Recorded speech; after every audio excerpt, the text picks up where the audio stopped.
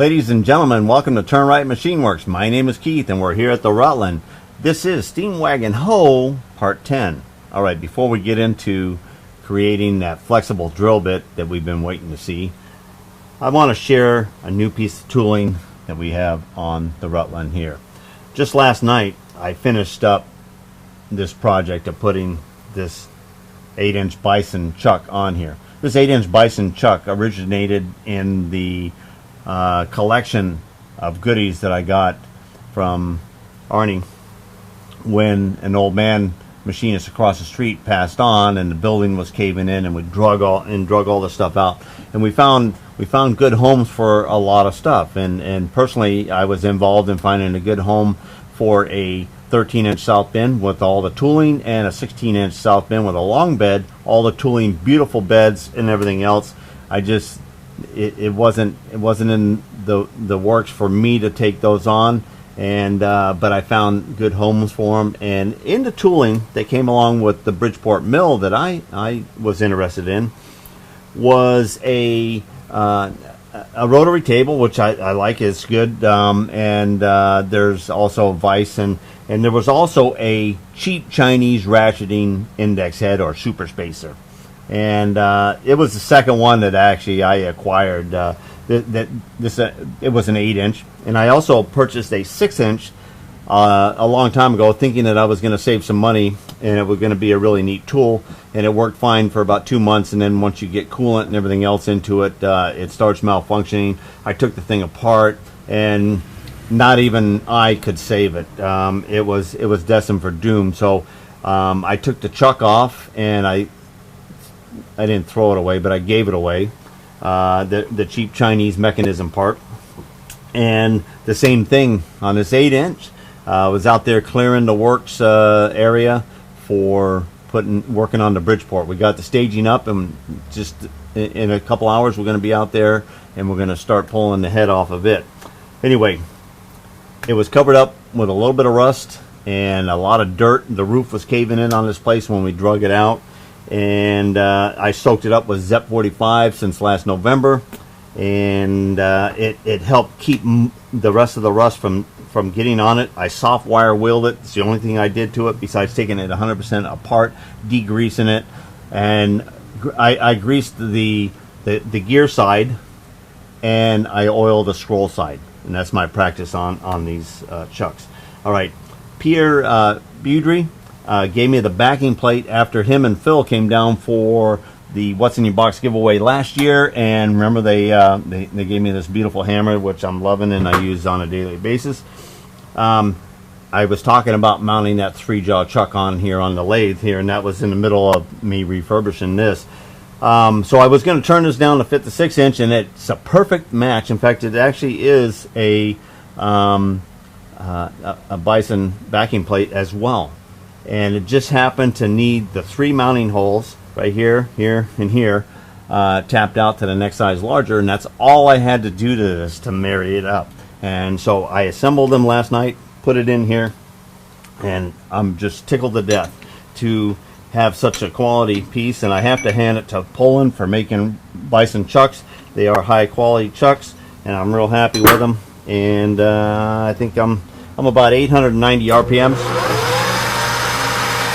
It really sounds good on here, and my lathe is stable, and it's a well-balanced chuck, and it also runs true, or true enough, I believe. All right, so I'll put my Intrepid indicator down here. Now, 2 of us in the community call it Intrepid. We can't be all that bad. I mean, you know, some people go Interrapid or Intuit, whatever. Okay, Intrepid. That's what it's been called since I've been in the shipyards. And I know what it is, and other people know what it is that call it that also. Anyway, I'm rotating this, and I got about 1 thou, maybe 1 1/4 thou, depending. I've chucked on it a couple times, and on the average, I can chuck on this stainless steel ground round shafting within about 1/1000th of an inch. All right. So I wanted to share that. I wanted to share the fact, too, that when you're looking for chucks for your lathe, you don't have to look in the lathe piles all the time. Check out the milling section as well, because a lot of at tooling and attachments like the cheap Chinese ratcheting super spacers have got beautiful chucks on them. All right, save them. All right, take them off of that thing, throw or give away the rest of that stuff, and move on. All right, speaking of moving on, let's move on to our drill bit now.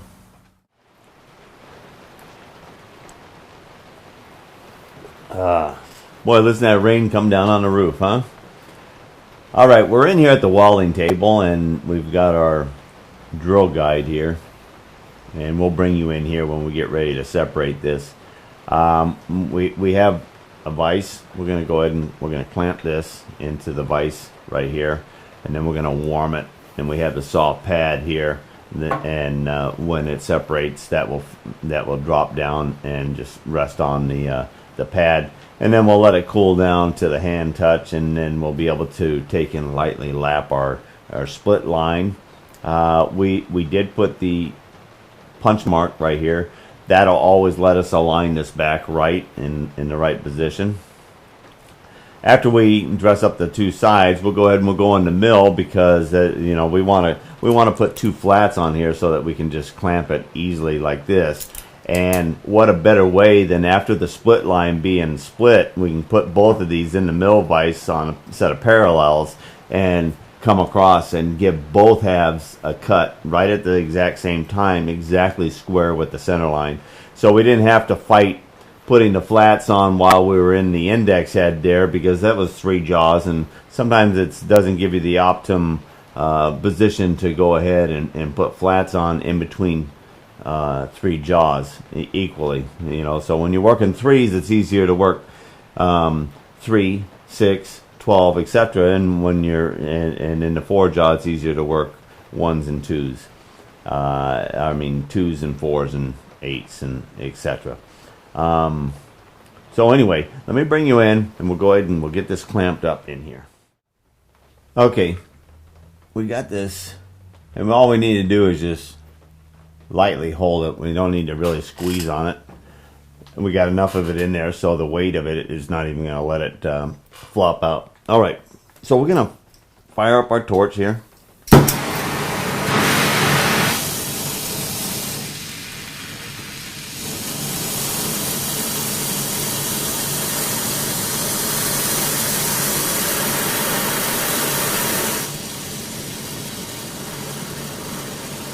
We don't need a whole bunch of flame.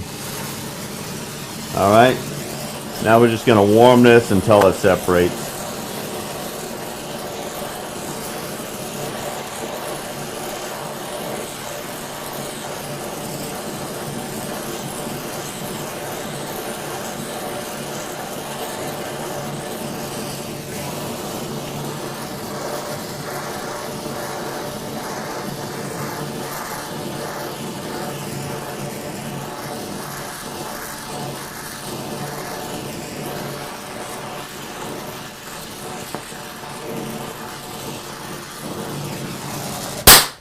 There we go. All right, let's let that cool down.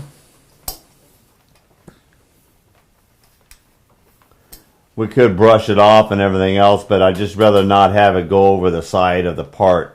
So we'll just let it cool down right there. And of course, the solder will sand really easy, and we'll bring that split line right back to clean metal.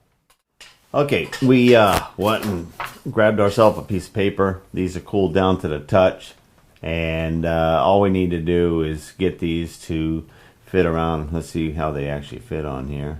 I'm just going to put that one on there, and it almost comes right into the line there. So I don't know if it's solder right on this edge right here. We're going to be checking that out.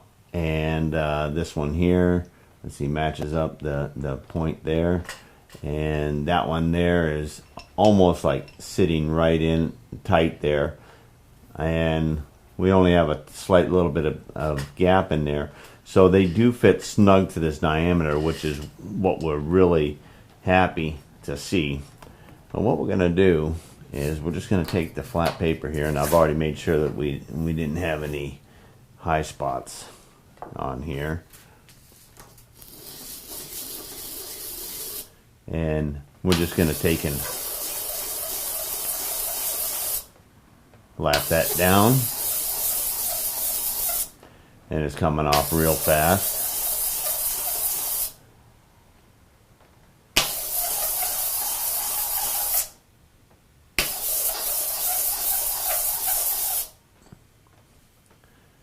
And we'll take some off of this one.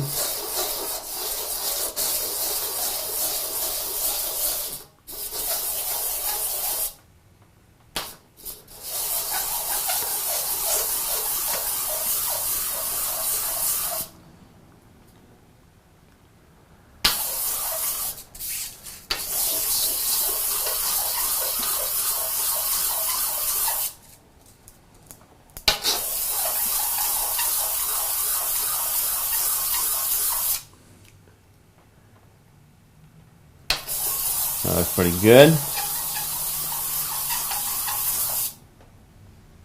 Alright, now we may want to take, this is pretty sharp, you know, it's turned and then we just lap that, so that's you know, like razor sharp.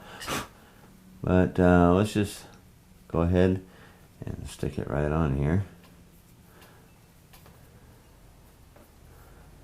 And we see just a little bit of a light in there. We can take, we're going to get a file, we're just going to break that edge, break all of these right here so that they're not sharp, and we don't accidentally drop it and dent any of them. Let's check the fit on this one here. And this is the same thing. Alright, let me get a file.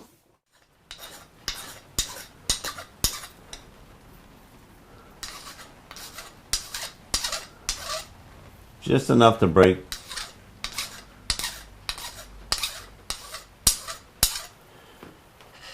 all of those edges right there.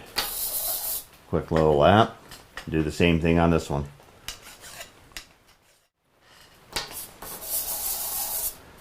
Okay, now we should be able to go ahead and do our first clamp attempt here. Now we don't have the flats on here yet, and we believe that we'll still be able to clamp it fairly easy here. And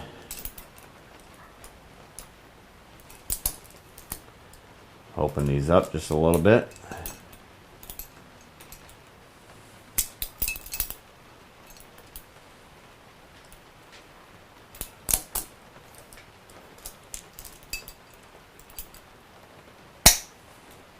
Okay, and that is nice and tight there, nice and tight there. It's not rocking or rolling around. That's what we're really looking for, so that we'll be able to run that drill through and put the holes into here. Of course, we'll slide this in a little closer. I don't think our drill is going to reach there. All right, let's get back over the lathe there, and let's start manufacturing our flexible drill bit that we're going to be able to come in here at an angle and get it to travel through the guide and drill that flange. All right, we're at the bench here by the lathe. We got our drill bit, 1/4 inch coal roll, and our wire. This is what we're going to be making the flexible drill bit out of, so that we can drive this drill bit in line with our guide through the 150 thousandths flange or so that's on this side here. This is protruding out about 300 thousandths, so we're plenty there. We have plenty here to go ahead and add a coupler, and we got plenty of length there. Now, what are we coupling it to? We're coupling it to this wire. This wire is 7 by 7, which means, and here's a cutaway so that you can look at it while I explain it. One wire wrapped by 6, so that's a group of 7. That one group is wrapped by 6 other groups just like it, giving 49 individual strands of wire in this. Now, this is semi-flexible, and it's also, when they make this wire, it is stress relieved in shape, so you can cut this off at the end and it can maintain its shape, which is a very good wire to be to use for something like this, because you can slip it into the bore and we can solder it, and we're only going to be using short sections of this, and we don't need it to be coming unraveled, and that's why I choose this wire. Besides that, it's down at the hardware store, and this is only 19 cents a foot, so this 19 cents we can probably make quite a few flexible drives out of this one piece. Alright, so what we're going to do is we're actually going to have a drill bit, we're going to have a coupling, piece of wire, and then a coupling to a 1/8 drive, and that 1/8 drive will ride into our tack life flexible head, and this will be what we're going to drill it. So we'll get a little bit of time and see how the tack life works out for this scenario. It'll be our first test with the actual product. And so anyway, let's get to this material. Let's get it into the lathe and get started on making our adapter. Okay, I've locked this in to where I've got about 7/8 of an inch sticking out. And I'm going to go ahead and take a little bit of paper. I'm just going to clean it up on the outside. Alright, we're going to bring in my center drill. Not that we're going to center drill it all the way, we're just going to spot it. Alright. I'm going to go ahead and lower the speed down just a little bit there because we're going to be drilling high speed. That was a carbide center drill we're using. Okay, we're set. We're going to drill in a 1/4 inch with this 1/8 bit to drive the 1/8 bit, and then we're going to go ahead and part it off at 5/8 of an inch long, and we're going to put a 1/4 inch bore in the other end for the cable to go. And then after we do those two bores, we're going to drill in through the side to give a solder hole. Alright, so let's just take it one step at a time here, and let's go for the 1/4 inch deep hole here.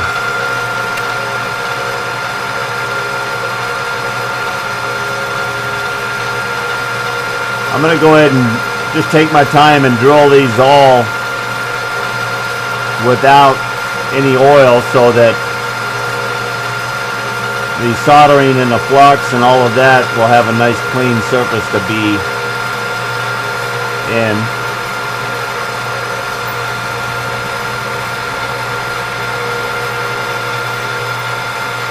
Okay, there's 1/4 there.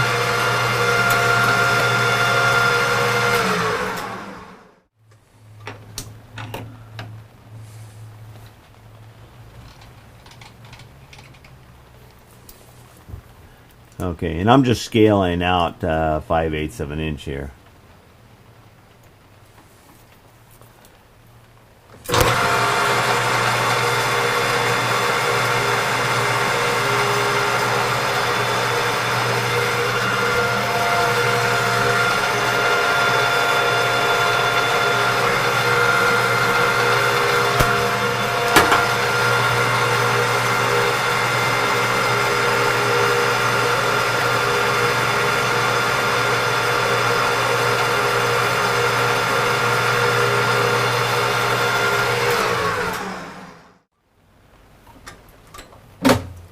Okay, we're going to pull out our long rod,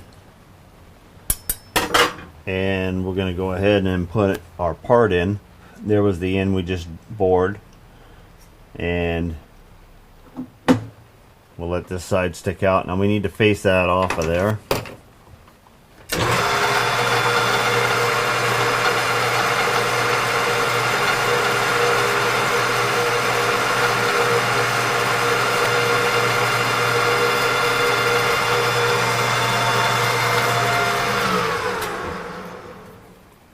Okay, let's come back in, and we want to go through the extra effort to go ahead and spot it just to make sure that we are getting a real nice center location with our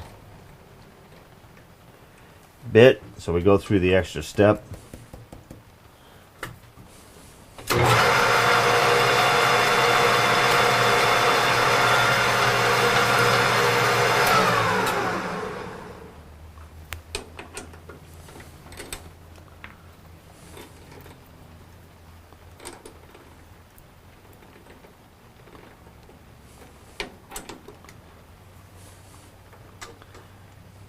Okay, now after we drill this side here, we're going to test fit the wire just to see if we don't have to step up a skosh on the diameter to get the wire to fit comfortably. Well, we wanted to set this exactly with our spindle. There we go. Okay.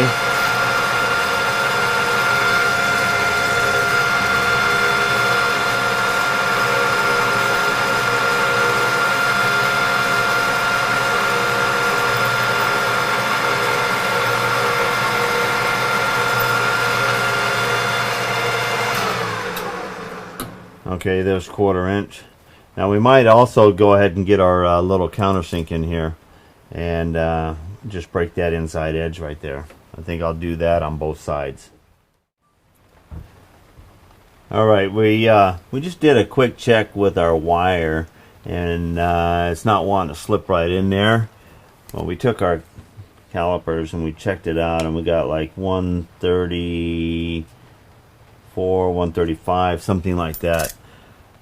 We're going to take a 29 drill bit and we're going to run it in there and see if that is going to be enough to open it up so that the wire will slip in there for a solder joint.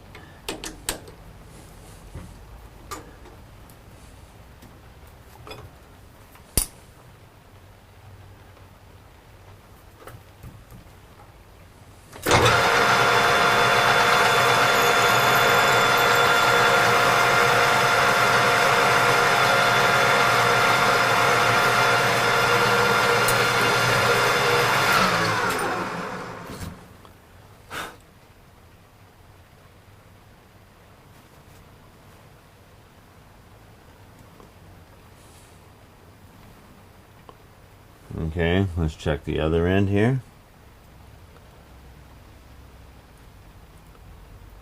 We may have to go a little bit larger. We're going to size it till we get just right. Oh, there, it went in. Alright, I like that. I want a tight fit, so we just had to spin it in the right direction there. Alright, I like that. Nice. Alright, and we hold that, and that is in a 1/4 inch.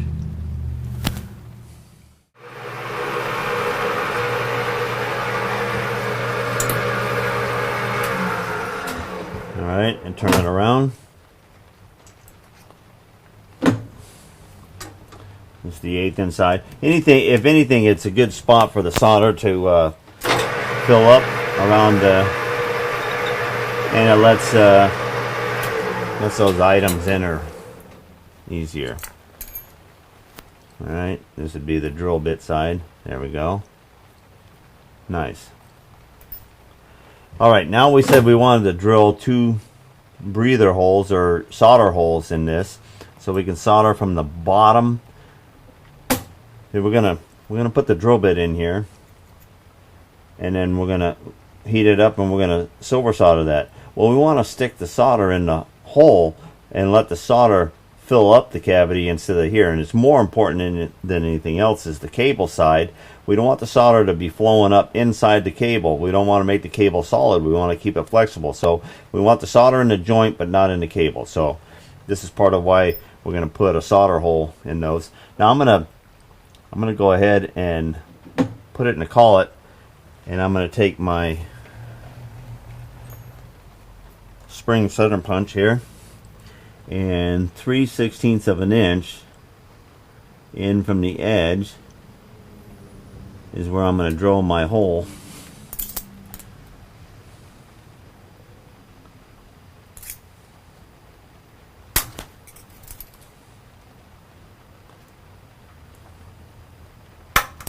There we go.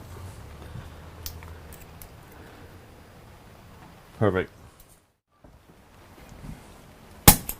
Okay, I went in the other room and I got my drill and put an 81 thousandths drill bit in here, and I think I'm going to go ahead and I want to just angle this down because I'm going to be pushing in from this side here, and I want a little bit of finesse here.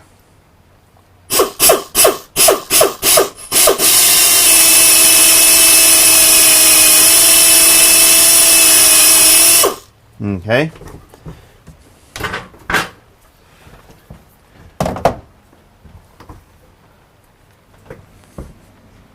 We're going to spin that.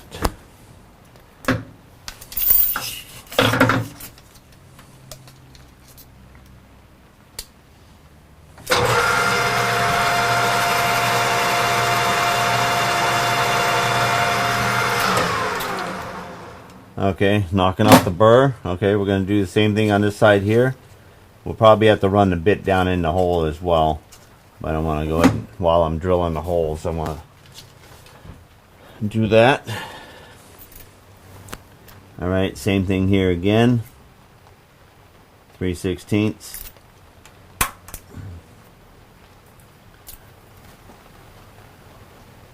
That did not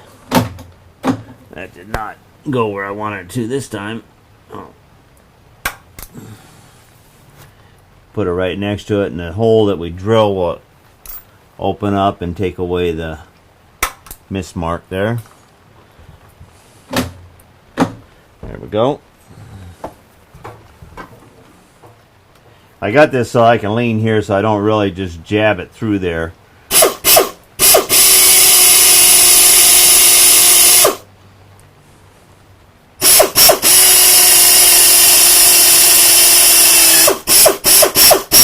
There we go. Little paper again.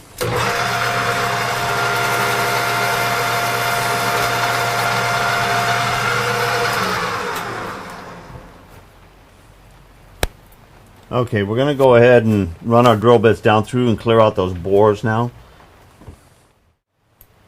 Oh, that was the bigger one. You want to double check? Yep.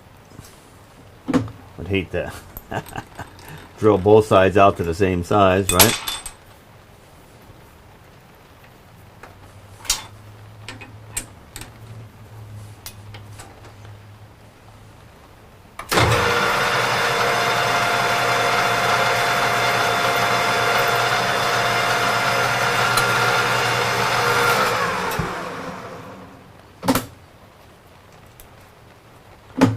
It is nice working with the collet attachment here because you can change things that fast and hang on to things this tiny. This is tiny for me.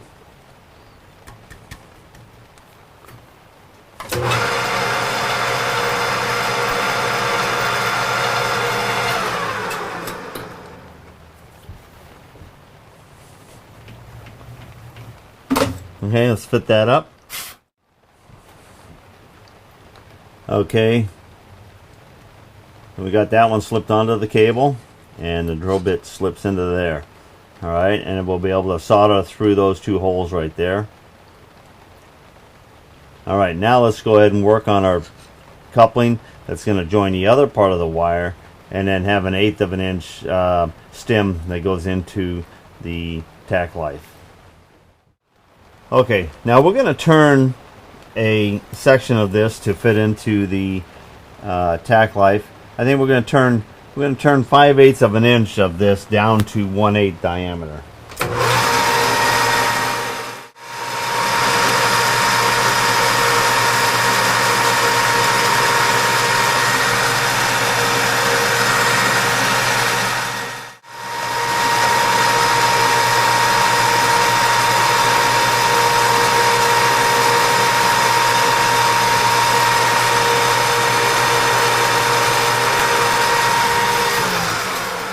Okay, I'm getting down close, and my readout says that I just touched off and set it, so it's at 150, and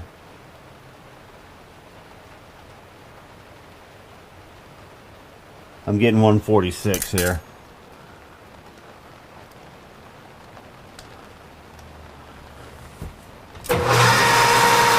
Couple more cuts.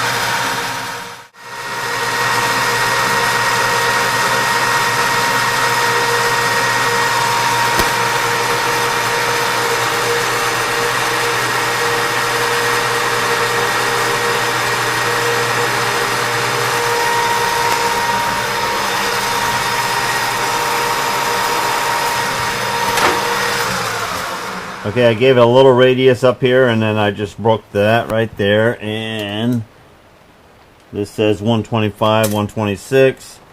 Let's just double check it with our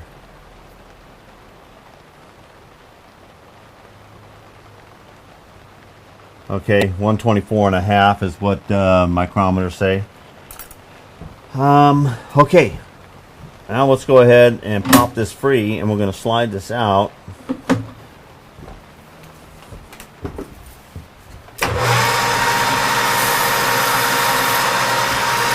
We're going to clean our outside.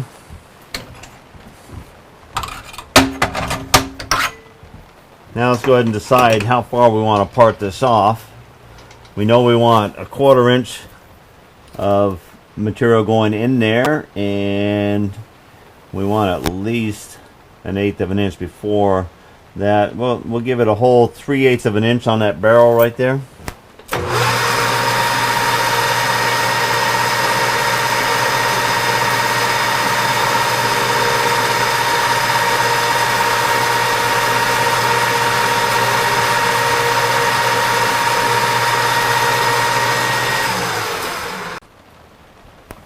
Okay, now let's put our part back in here. And we're going to face off the end here.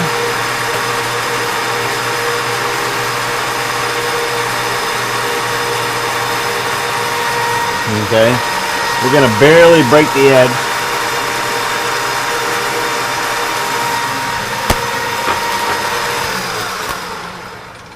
All right, let's come in and spot it and then drill it.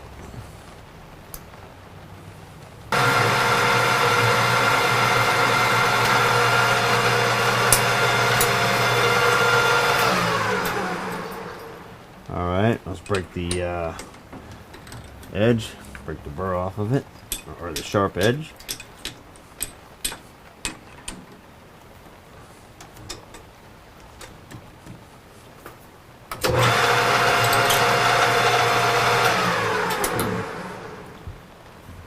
All right, now we need to put the hole in it just like the other ones. Okay, I've got the little piece here. We're kind of looking at what we have in between here. This whole overall thing would be like 4 inches, and 4 inches is more than enough to fit in this area that we plan on. So I think I'm going to go ahead and cut that cable right there on the blue line right there, and that piece will slip into here, and then we'll get into soldering those all together. Okay, we've got our cut marked right there. Now I don't really have a cable cutters or cutters made to cut this without crimping it, so I'm going to use other means. So I'm going to put this right in the vise just gently. I'm not trying to over tighten or deform that wire. I just want to hold it substantially so I can hold the bitter end here and steady this. And I'm going to take my DeWalt XP 40 thousandths ceramic cutoff disc, and I'm going to rest my hand on the vise here and just give it a pivot in just like that with the guard here so the spray is not coming up in my face, and I'm going to hold it steady right here, and I'm just going to let it cut through without, hopefully without fraying it, and be able to go ahead and have an end that I can quickly dress maybe on the sander and then slip right into the other part of our drive. All right, here we go. Let's check it out.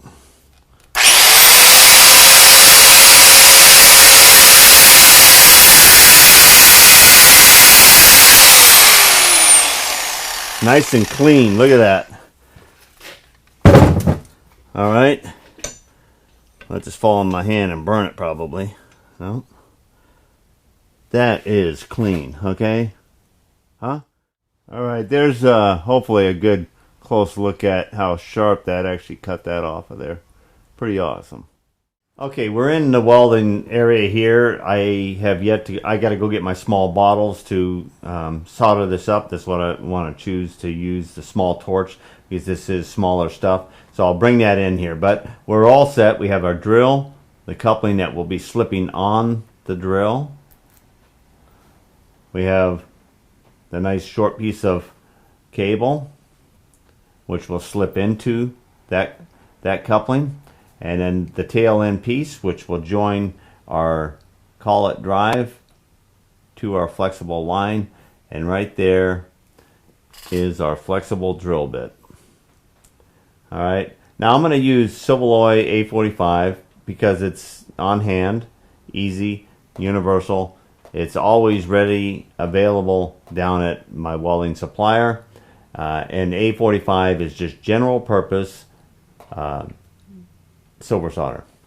I'm going to use Stay Flux, white brazing flux, made by Harris, and I'll be fluxing the items as I assemble, and then once I do that, then they'll be set up, and then we'll heat them and then put them in. We're going to use a small vise, and so we're pretty well set to go here. Let me get my bottles in here, and we'll get set up, and we'll bring you in close to solder these joints. Okay, we're set up here, and we're zoomed in. Let's start with the drive, and we'll work our way to the driven. The first piece is going to be a cable inserted into here, and either one. That one fits a little snugger. We're going to use that one first.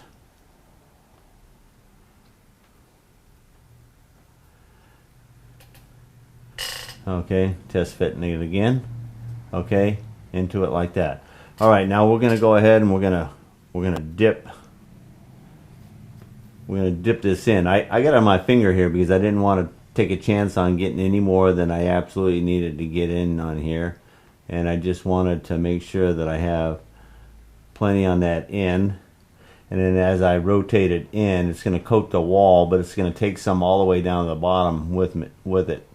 All right, I might want just a touch more right here. Okay. Rotating it as I go down in there. Okay.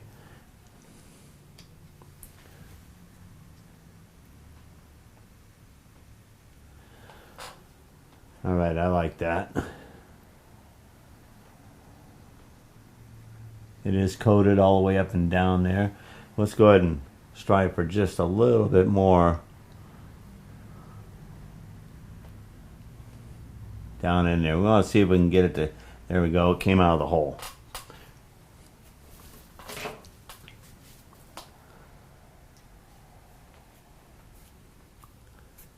Wipe it all off the outside. There we go. Okay, now we're just going to go ahead and wipe that excess right there. All right, let's give the first solder attempt here.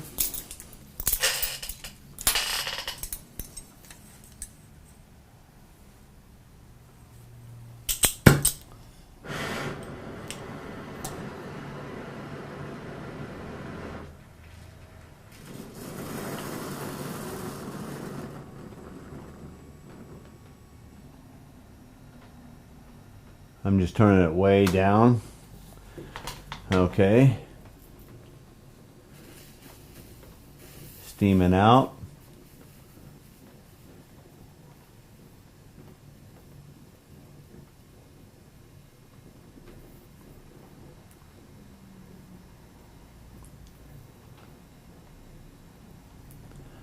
Okay, it is feeding in. Okay, I think I saw it's up around the outside edge. That's as far as I want to take it. I don't want it to go up inside that cable, so I see it right there at that edge. All right, we're going to let that cool down, and then we're going to go ahead and we're going to take the end that fits on here, and we're going to put that up in the vise, and then we're going to stick this down into it exactly the same way that we did that. Okay, we got this one fit the same exact way we did the other one. All right, it's good to go.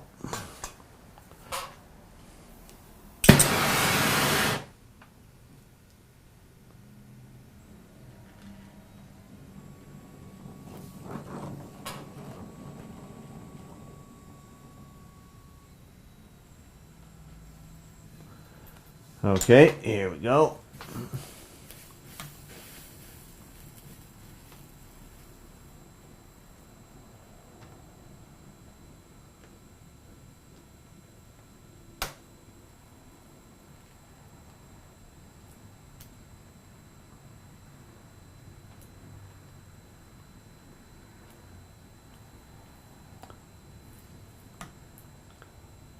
Okay, came up through. We got a little bit more on the outside because there was a BB ball on the end of that was causing a little bit of time to get in, but we can take that off of there. But the main thing is we see it up here and it's not wicking up in the cable. It wicks up about 1/8 of an inch, but there's a good center section of cable right there that's good and free. And that will be given our flexible joint into it. See? Okay. Okay, we're getting ready to do the last little bit here, and I think that's probably going to be more than enough right there. Yep.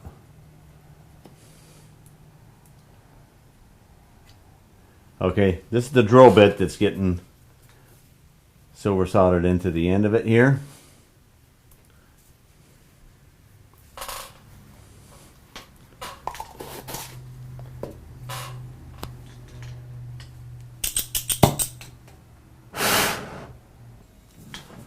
All right, all set to go with the flame. A little bit down, just a little bit. There we go. Okay.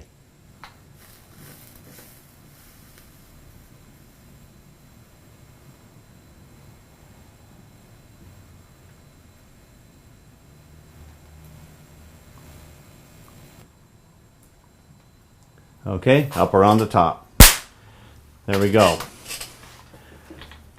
All right, we'll let that cool down, and then we're gonna clean it up, pretty it up.